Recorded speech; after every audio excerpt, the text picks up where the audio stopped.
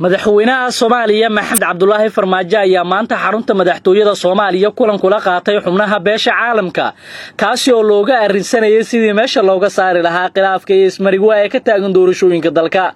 Kulamadan oo qaatay muddo saacada ayaa diiradda lagu saaray arrimaha doorashooyinka iyo sidii shir iskugu imaan lahaayeen dawladda federaalka iyo dawlad goboleedyada, waxaana shirkan aalada internetka uga qayb galay safiirada Mareykanka iyo Ruushka oo aan madasha joogin.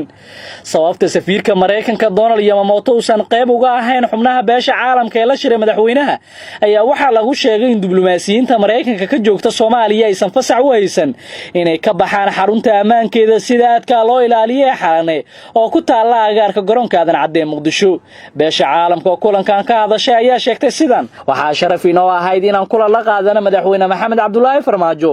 Kulanka ayaa looga hadlay taageerada muddada dheer ee la siinayo Soomaaliya iyo sidoo kale in si degdeg ah lagu xalliyo khilaafka ka taagan doorashada. Madaxtooyada Soomaaliya ayaa qoraal kooban oo laga soo saaray waxa looga hadlay waxyaabihii madaxweyne Farmaajo iyo xubnaha beesha caalamka isla meel dhigeen. Madaxweynaha Soomaaliya Maxamed Cabdullaahi Farmaajo ayaa maanta xarunta madaxtooyada ku qaabilay danjireyaasha iyo wakiilada beesha caalamka fadhigoodu yahay Muqdisho ayaa la wadaagay mowqifka ay dawladdu uu hogaamiyay ka taagan tahay qabsoomidda doorasho daafuran sida lagu sheegay qoraal ka soo baxay madaxtooyada Soomaaliya. Qoraalka ka soo baxay madaxweyne Farmaajo ayaa intaas ku daray tanaasul badan ayaan ka sameynay hanaanka hirgelinta doorashada waa arrin mudan dhiirigelin iyo xoojin si looga miro dhaliyo hadafka guud ee qabsoomidda doorasho waafaqsan shuruucda dalka kana turjumaysa horu socodka dawladnimadeena.